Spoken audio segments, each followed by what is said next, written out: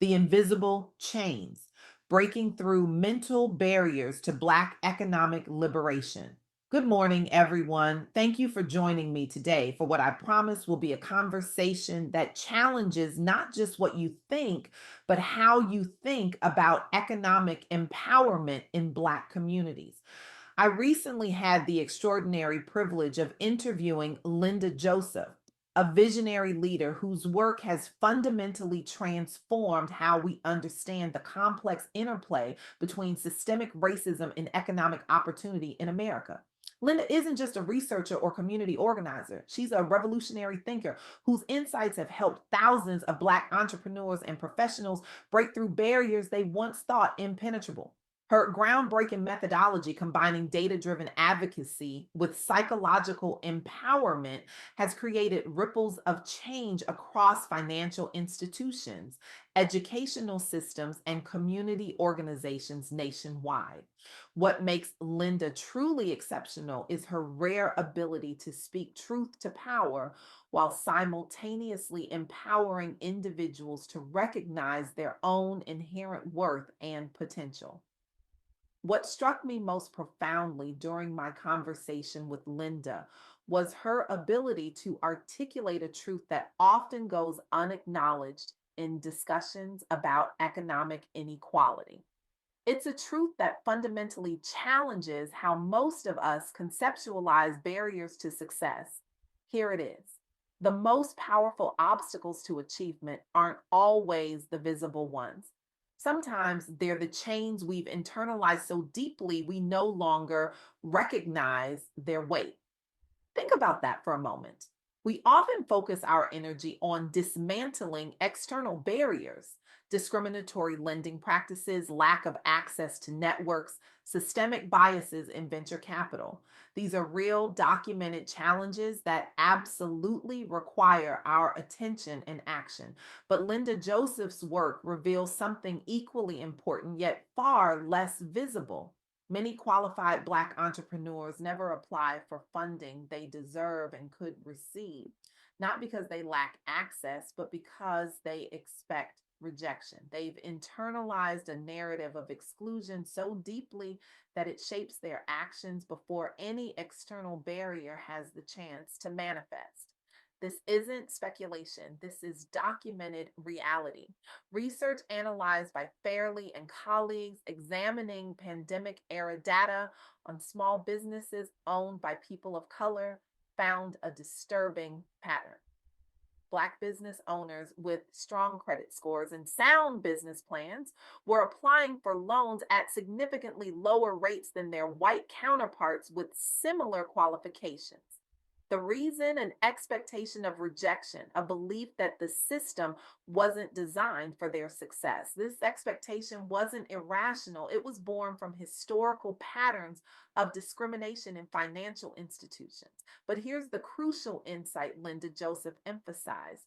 These internalized barriers can be just as limiting as the external ones, sometimes more so, because when you don't apply, the rejection rate is 100%. This realization fundamentally changes how we must approach economic empowerment. It means we need a dual strategy, one that addresses both the systems that exclude and the beliefs that limit. As Linda told me, with the quiet confidence that makes her such a compelling leader, empowerment begins with challenging both external systems and our own internalized expectations. Believing in your worthiness to access resources is a foundational step. Let me share a powerful example from Linda's research that illustrates this principle in action. MelaninCon 2025, organized by visionary leader Donovan Woodbury in Washington, D.C., features a scholar pitch competition where HBCU students present entrepreneurial ideas before industry leaders. The challenges these young innovators face are significant: limited access to startup capital, minimal visibility in key networks, and few mentorship opportunities. But the competition doesn't just offer $8,000 in funding, it creates a space where young Black entrepreneurs can see themselves succeeding, where they can witness peers receiving recognition, funding, and support from established professionals, where the narrative shifts from this isn't for you to this is precisely for you. One participant told Linda, before MelaninCon, I'd never seen someone who looked like me pitch a business idea and be taken seriously. Now, I know it's possible because I've seen it happen. The power of this transformation cannot be overstated. When we see possibility modeled, we begin to believe in our own. When we witness others breaking through barriers, those barriers begin to lose their power over us. But let's be crystal clear. External barriers remain formidable and must be addressed with equal vigor. The COVID-19 pandemic laid bare the fragility of Black owned businesses in America. With smaller starting sizes, less capital cushion, and more limited access to emergency funding, these enterprises face disproportionate closure rates. The pandemic didn't create these disparities, it exposed and exacerbated them. Yet, even here, Linda Joseph's research uncovered something hopeful. The crisis catalyzed new awareness and action. Data driven advocacy led some banks, nonprofits, and foundations to create targeted outreach and grant programs specifically aimed at minority owned businesses. Some local governments established emergency relief funds prioritizing underrepresented founders. These responses weren't comprehensive enough to close the gap, but they demonstrated that intentional, targeted support can create tangible pathways for Black entrepreneurs to thrive. As Linda powerfully stated during our interview, the question isn't whether targeted support works, the evidence shows it does. The question is whether we have the collective will to scale it. This brings me to another insight from Linda's work: the power of community driven initiatives to transform individual journeys into community wide progress.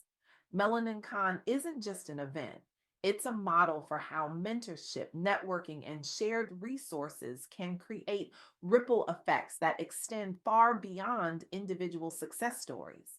The 50 students who receive free conference access through sponsorships don't just benefit personally, they become conduits for knowledge and opportunity in their broader communities. This model of collective empowerment challenges the individualistic narrative that often dominates discussions of entrepreneurship. Success isn't just about individual grit or brilliance, though these matter. It's also about creating ecosystems of support that make success more accessible to all. Linda shared a profound quote from scripture that guides her work: I can do all things through Christ who strengthens me. Philippians 4:13.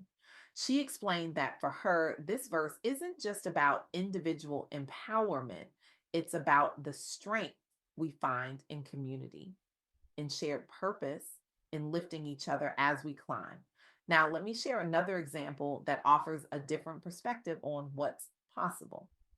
In the first quarter of 2025, labor market analysis found that South Dakota had achieved the lowest unemployment rate among Black workers of any state, just 2.8%. This might seem like a statistical anomaly given the state's relatively small Black population. But Linda's research revealed something more meaningful. This achievement wasn't accidental. It resulted from intentional collaboration between workforce agencies, universities, and community organizations to match talent directly with available jobs.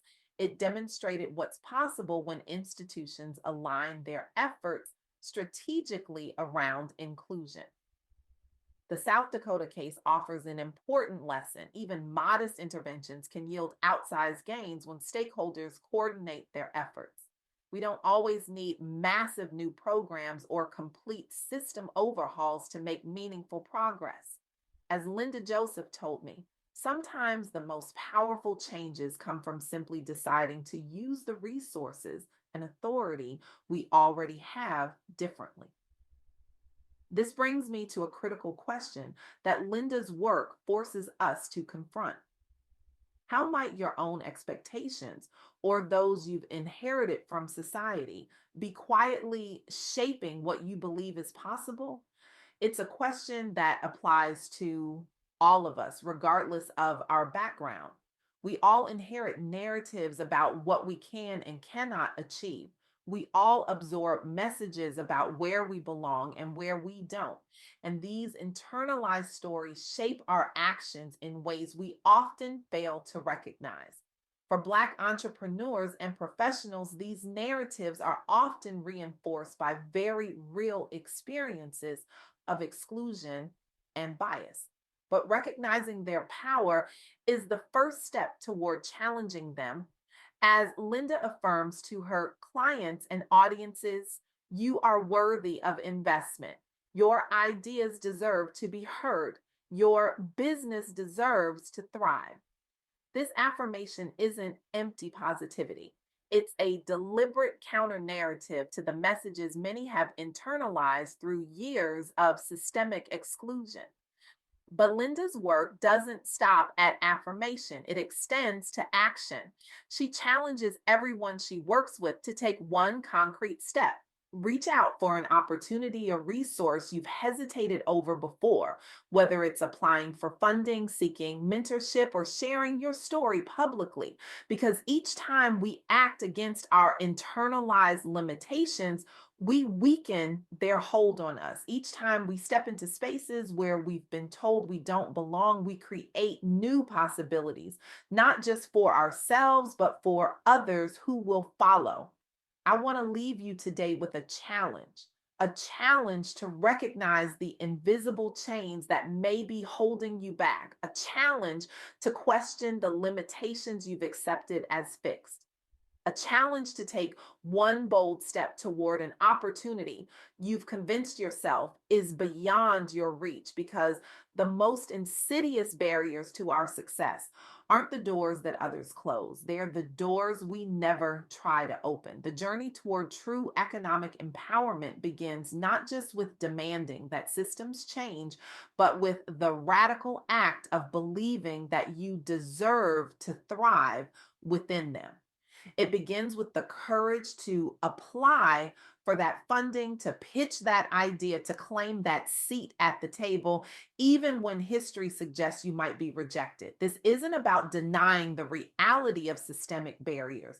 It's about refusing to let those barriers define what's possible for you. So I ask you, what door have you been standing in front of, hesitating to knock? What opportunity have you talked yourself out of pursuing? What limiting belief have you accepted as truth? Identify it, challenge it, and then do the one thing that will begin to break its power over you. Act against it. Because when we collectively refuse to be bound by the limitations others have placed on us or that we've placed on ourselves, we don't just change our own trajectories, we begin to bend the arc of possibility for everyone who follows. Thank you.